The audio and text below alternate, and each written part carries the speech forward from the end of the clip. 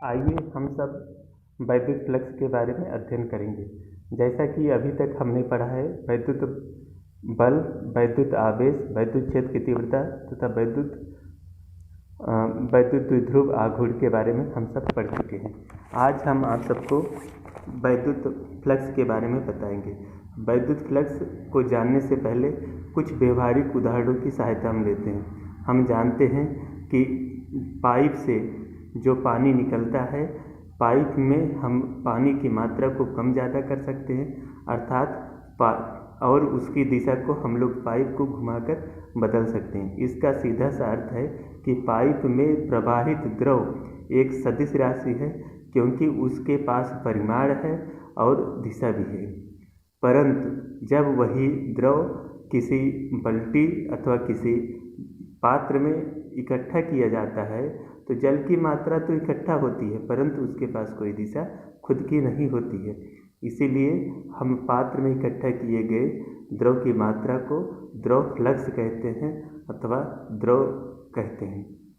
दूसरा एक उदाहरण लेते हैं। हमारे घरों में खिड़कियां लगी होती है। क्या होता है, कभी किसी खिड़की से वायु आती है, कभी किसी खिड़की से वायु आती है तथा दूसरी खिड़की से वायु नहीं आती। इसके पीछे कारण क्या है? क्योंकि वायु एक दिशा में प्रवाहित हो रही है, दूसरी दिशा में प्रवाहित नहीं हो रही है। तथा क्या होता है, कभी कम वायु आती है और कभी अधिक वायु आती है।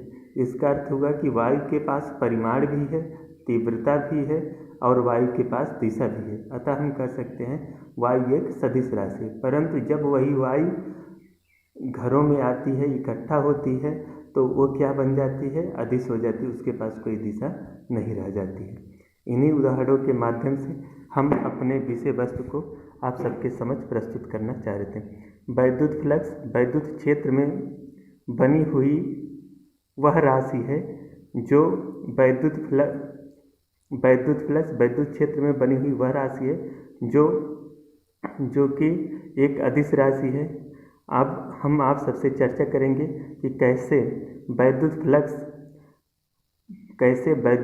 वैद्युत क्षेत्र की तीव्रताओं के माध्यम से अथवा वैद्युत क्षेत्र की तीव्रता से कैसे वैद्युत क्षेत्र की तीव्रता अदिश राशि वैद्युत फ्लक्स में परिवर्तित होता है।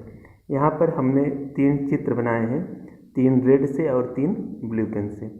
ब्लू पेन में वैद्युत बल रेखाओं की संख्या कम है तथा रेड में वैद्युत बल रेखाओं की संख्या अधिक है। रेड और ब्लू दो के दोनों समान क्षेत्रफल के हैं, परंतु एक में बल रेखाएं रेड में 4 है तथा ब्लू में 3 है। इसका सीधा सा अर्थ है कि रेड वाले से अधिक वैद्युत बल रेखाएं निकल रही हैं, अथवा हम कह सकते हैं कि ए का वैद्युत फ्लक्स, रेड का वैद्युत फ्लक्स अधिक है और ब्लू का कम है। हम दूसरे पे आते हैं। दो गोले हैं, 2 पृष्ठ हैं, एक रेड वाला एक ब्लू वाला। रेड में काफ़ी अधिक बल रेखाएं गुजर रही हैं तथा ब्लू में कम है। इसका सीधा सा अर्थ है कि वैद्युत फ्लक्स 2 बातों पर निर्भर कर रहा है। एक तो क्षेत्रफल, दूसरा बल अथवा वैद्युत क्षेत्र की तीव्रता पर। अतः हम कह सकते हैं वैद्युत फ्लक्स वैद्युत क्षेत्र की तीव्रता तथा क्षेत्रफल पर निर्भर करता है। फाई बराबर ई इंटू ए। जिस तरह से द्रव पाइप के क्षेत्रफल तथा पाइप में प्रवाहित द्रव की मात्रा पर निर्भर करता है, उसी तरह से वैद्युत फ्लक्स वैद्युत क्षेत्र की तीव्रता और उसके क्षेत्रफल पर भी निर्भर करता है। परंतु आइए यहाँ पर एक और स्थिति लेते हैं। क्या होता है जब क्षेत्रफल किसी कोण से बेंट हो जाता है, किसी कोण से मुड़ जाता है। अब इस दिशा में जो आप दोनों चित्र से देख रहे हैं, पहले जितना वैद्युत बल रेखाएं गुजर रही थी, अब उससे क्या है, कम गुजर रही। इसका सीधा सा अर्थ है कि वैद्युत बल रेखाएं कम गुजर रही। इसका सीधा सा अर्थ है कि वैद्युत फ्लक्स क्या हो गया, घट गया। वैद्युत फ्लक्स क्या हो गया, घट गया।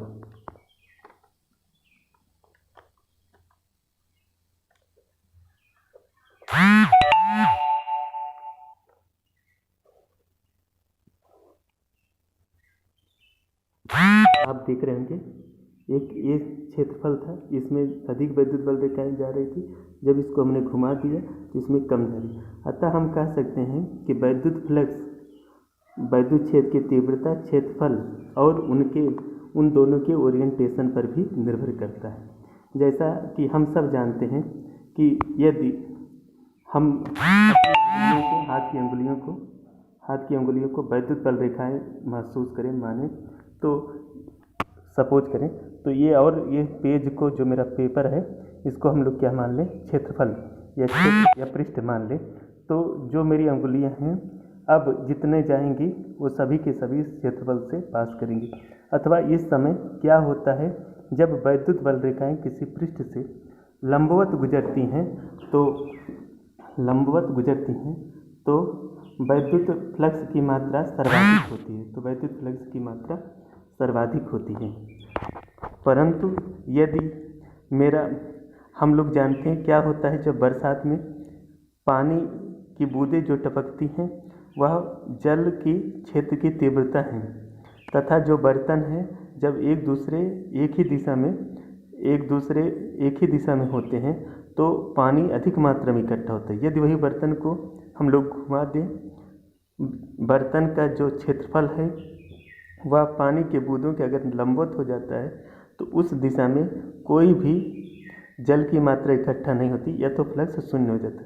उसी तरह से जब बल रेखाओं के अभिलंबवत क्षेत्रफल होता है तो उस स्थिति में कोई भी वैद्युत फ्लक्स नहीं होता है।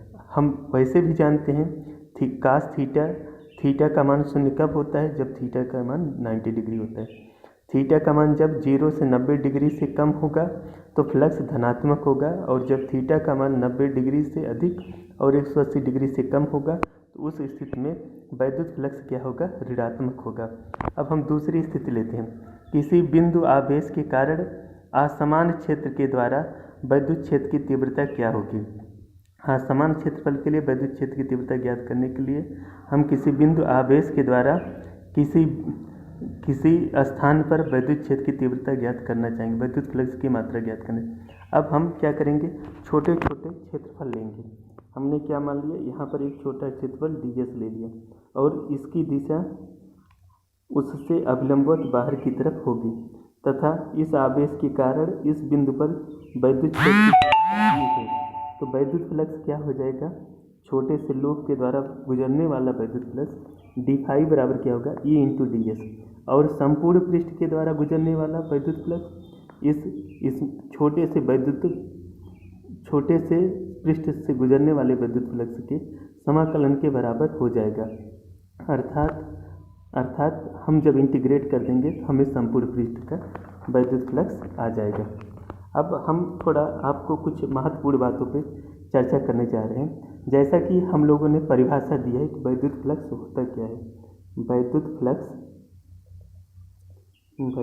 फ्लक्स किसी पृष्ठ से गुजरने वाली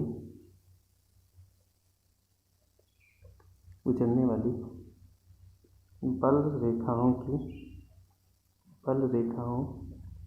के समूह को वैद्युत फ्लक्स कहते हैं। परंतु जैसा कि हम जानते हैं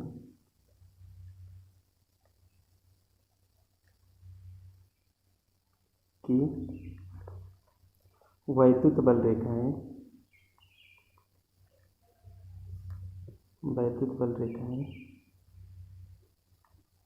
काल्पनिक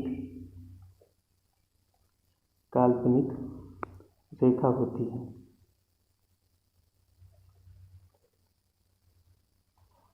यदि वैद्युत बल रेखाएं काल्पनिक रेखा होंगी तो हम कैसे बल रेखाओं की गणना कर पाएंगे, कैसे हम बल रेखाओं को गिन पाएंगे। तो इसका अर्थ हुआ कि किसी वैद्युत क्षेत्र में किसी पृष्ठ से गुजरने वाला वैद्युत फ्लक्स उस रेखाओं की मात्रा के द्वारा प्रदर्शित किया जाता है और उसे एक विशेष राशि से दर्शाते हैं, और वह विशेष राशि क्या होता है, क्षेत्र में उस पृष्ठ से संबद्ध फ्लक्स होता है। तथा वैद्युत फ्लक्स किसी एकांक पृष्ठ से गुजरने वाले किसी एकांक पृष्ठ के क्षेत्रफल से गुजरने वाले वैद्युत फ्लक्स को वैद्युत क्षेत्र की तीव्रता कहते हैं। फाई बराबर क्या हो गया, ई इंटू ई, और ई बराबर क्या हो गया, फाई अपान ई। अतः हम कह सकते हैं वैद्युत फ्लक्स ही वैद्युत क्षेत्र की तीव्रता है। कब, जब क्षेत्रफल क्या हो, एकांक हो। धन्यवाद। लाइक और शेयर करना ना भूलें।